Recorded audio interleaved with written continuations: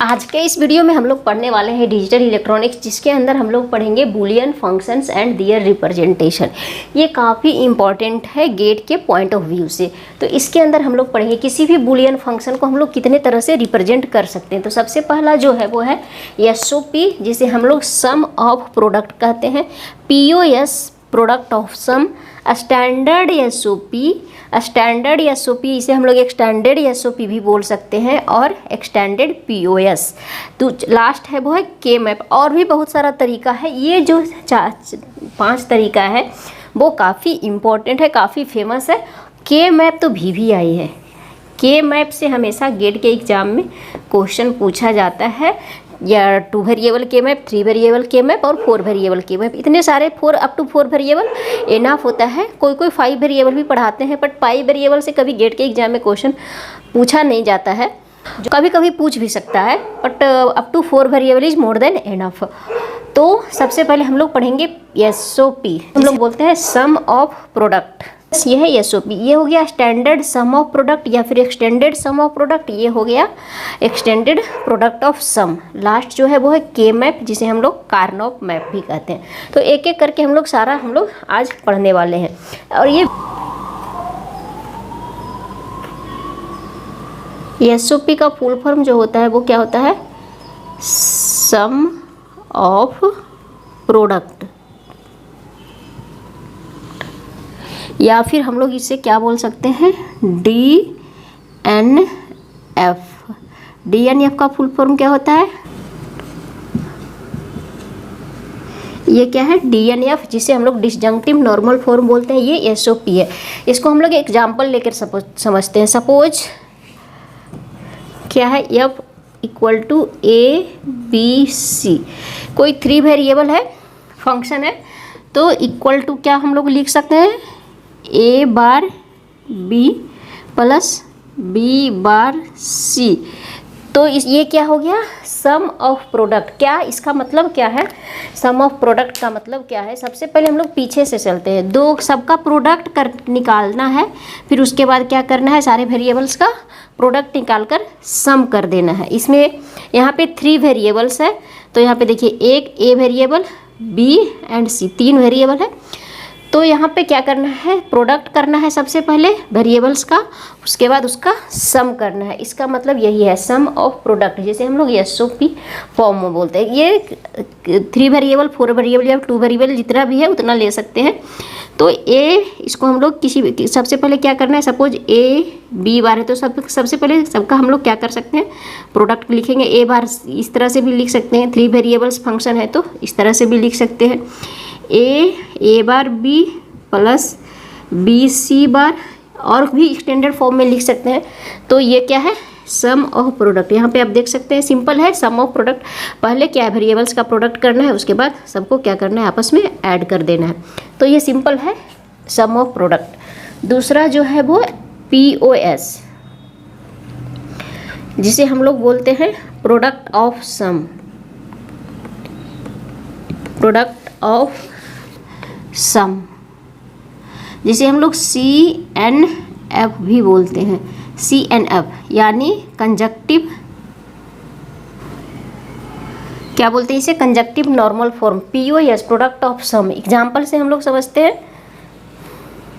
Suppose ABC 3 variables है, तो यहाँ पे क्या है? पहले क्या करना है? सम करना है, वेरिएबल्स का सम करना है, फिर उसके बाद आपस में लोगों क्या करना है? उसका प्रोडक्ट निकालना है।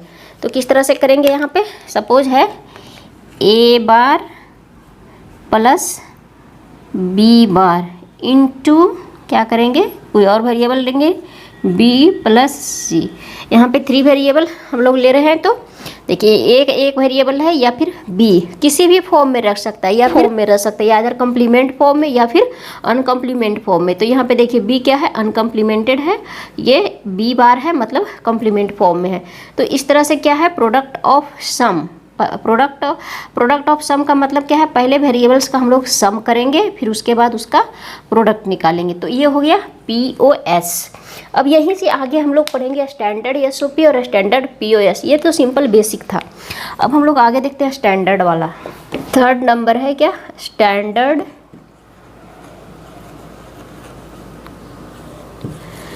सम SOP, यानी इसे हम लोग दूसरा नाम extended sum of product, extended sum of product या फिर कैनोनिकल सम ऑफ प्रोडक्ट, कुछ भी बोल सकते हैं, बहुत सारा इसका नाम है।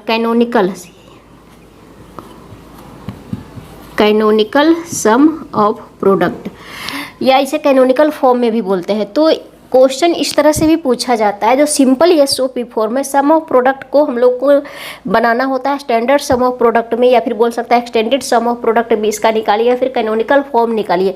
किस इस तरह से क्वेश्चन आपका सेमेस्टर एग्जाम में पूछ सकता है, या फिर गेट के एग्जाम में भी पूछ सकता है। तो सबसे पहले हम लोग एग्जाम्पल से समझते हैं, जो SOP का एग्जाम्पल लिए थे उसी से हम लोग समझते हैं। सपोज ABC 3 वेरिएबल है जो हम लोग लिए थे, A bar B plus B bar C, यहाँ पे 3 वेरिएबल्स है, ठीक है। तो अब हम लोगों को ये सिंपल क्या है, SOP फॉर्म में है, सम ऑफ प्रोडक्ट फॉर्म है, इसको हम लोगों को निकालना क्या है, स्टैंडर्ड SOP फॉर्म इसका निकालना है। तो किस तरह से हम लोग निकालेंगे, तो इसके लिए हम लोग देखिए, जहाँ जहाँ पे जिस भी प्रोडक्ट में टर्म में थर्ड वेरिएबल नहीं है, वहाँ पे इसमें हम लोग क्या करेंगे, 1 को क्या करेंगे, मल्टीप्लाई कर देंगे। जैसे हम लोग देखेंगे क्या, A बार B इंटू 1 कर सकते हैं, कोई दिक्कत नहीं है, प्लस B बार C इंटू 1 करेंगे, कोई दिक्कत नहीं है। अब 1 के जगह पे यहाँ पे हम लोग third variable A bar B तो है, A भी तो है, C नहीं है, तो हम लोग क्या जानते हैं, C bar plus C equal to क्या होता है, 1, C plus C bar equal to 1।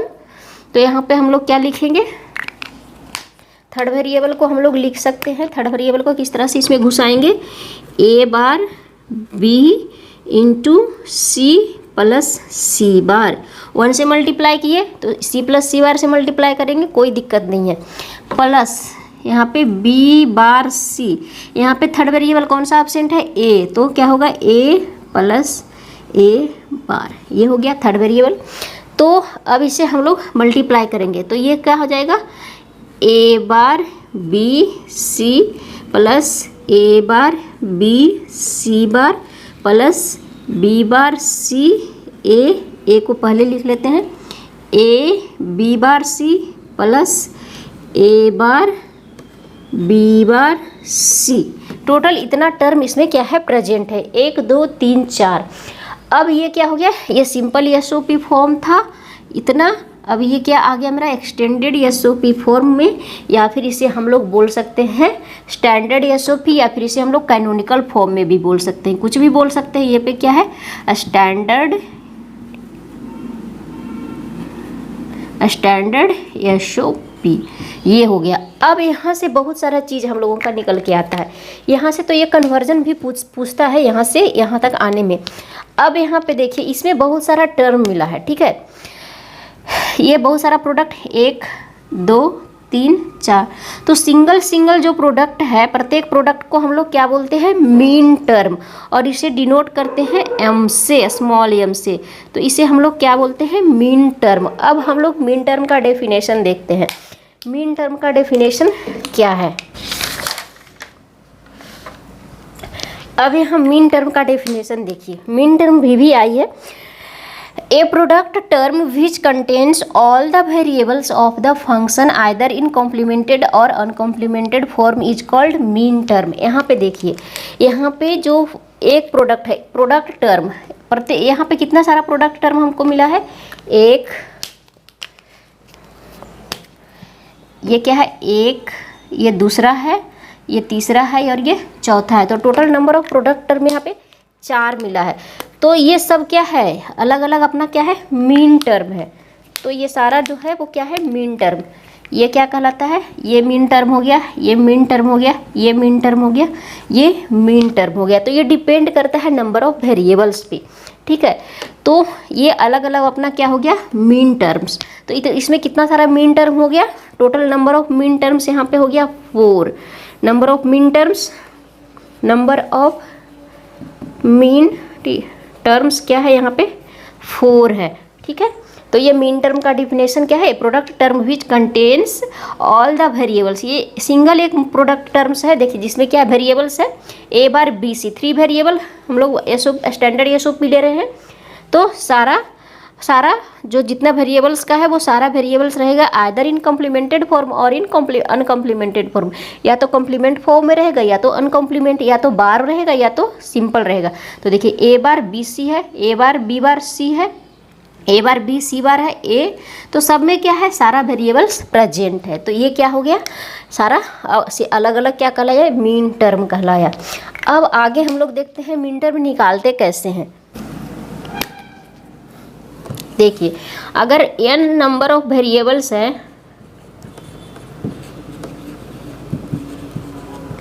Number of variables है, तो total number of mean terms क्या होगा, सपोज नंबर ऑफ वेरिएबल्स है मेरा n, तो total number of mean term क्या हो जाएगा, total number of mean terms हो जाएगा 2 का power n।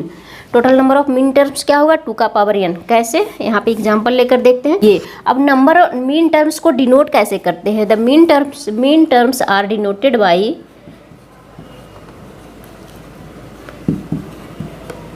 Mean terms are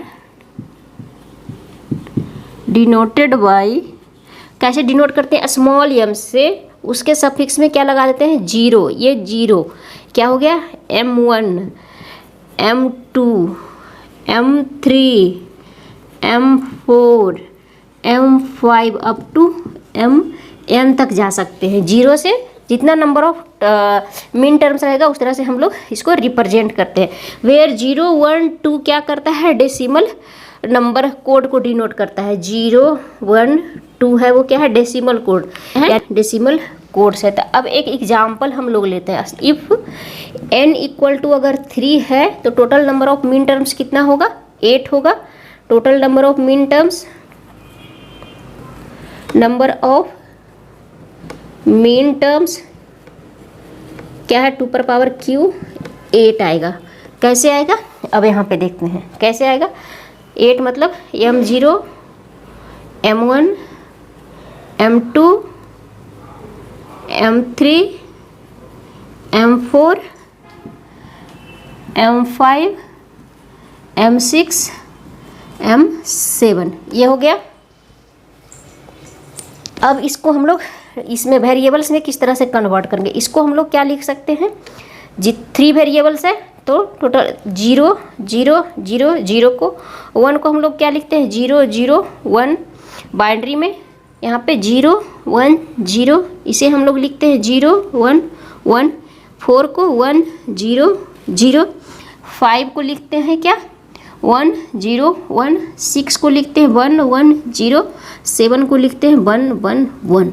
अब इससे हम लोग एल्जेब्रिक बुलियन में कैसे लिख सकते हैं वेरिएबल्स में, तो सब यहाँ पे इसको हम लोग लिख सकते हैं क्या, a bar b bar c बार, इसको क्या लिखेंगे a bar b bar c, इसको लिखेंगे a बार b c बार, इसको लिखेंगे a बार b c, इसको लिखेंगे a b बार c बार, इसको लिखेंगे a b बार c, इसको लिखेंगे a b c बार, इसको लिखेंगे a b एंड c।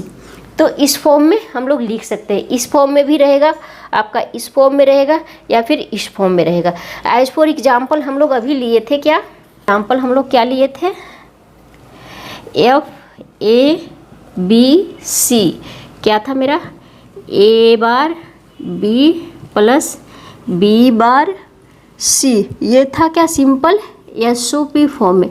इसका हम लोग एक्सटेंडेड एसओपी फॉर्म निकाले थे तो क्या आ गया था मेरा, a bar b bar c plus a bar b c bar plus a bar b c plus a b bar c, ये आया था। अब यहाँ पे देखिए इसको किस फॉर्म में, यहाँ से हम लोग चूज कर सकते हैं। इस फॉर्म में आया था तो इसको हम लोग इस फॉर्म में भी लिख सकते हैं, एम के फॉर्म में। मिन टर्म में कैसे लिखेंगे, ए बार बी बार सी, ये कितना है ए बार बी बार सी मतलब ए बार बी बार सी मतलब 0 0 1 यानी M1 प्लस यहाँ पे क्या होगा 0 1 0 0 1 0 मतलब 2 0 1 0 2, तो यहाँ पे हम लोग क्या लिखेंगे M2 प्लस 0 1 1 0 1 1 मतलब 3, तो यहाँ पे लिखेंगे M3 प्लस 1 0 1 मतलब क्या 1 0 1 मतलब 5, तो M5। तो इस तरह से भी हम लोग इसको क्या कर सकते हैं, लिख सकते हैं। किसी भी फॉर्म में आपका दिया हुआ रह सकता है। यस, इस फॉर्म में भी दिया हुआ रहेगा, इस फॉर्म में दिया हुआ रहेगा, या फिर मिन टर्म एम फॉर्म में भी दिया रहेगा, या फिर आपको सिंपल इस फॉर्म में भी दिया हुआ रह सकता है। A B C equal to summation of M यहाँ पे 1 2 3 और 5 इस फॉर्म में भी दिया रह सकता है। तो ये भी फॉर्म क्या कहलाता है आपका, स्टैंडर्ड एसओपी या एक्सटेंडेड एसओपी फॉर्म, या फिर इस फॉर्म में, या फिर इस फॉर्म में, या फिर इस फॉर्म में। तो किसी भी फॉर्म में आपको दिया हुआ रह सकता है। तो मिन टर्म को हम लोग इतने तरह से लिख सकते हैं। तो ये था स्टैंडर्ड एसओपी फॉर्म। तो आशा करते हैं कि आपको ये वीडियो अच्छा लगा होगा। अगर वीडियो अच्छा लगा हो तो वीडियो को लाइक जरूर करते, चैनल पे नए हैं तो चैनल को सब्सक्राइब जरूर करें। नेक्स्ट वीडियो में हम लोग पढ़ेंगे स्टैंडर्ड पीओएस फॉर्म और के मैप, क्योंकि ये सारे क्या है VVI हैं गेट के पॉइंट ऑफ व्यू से।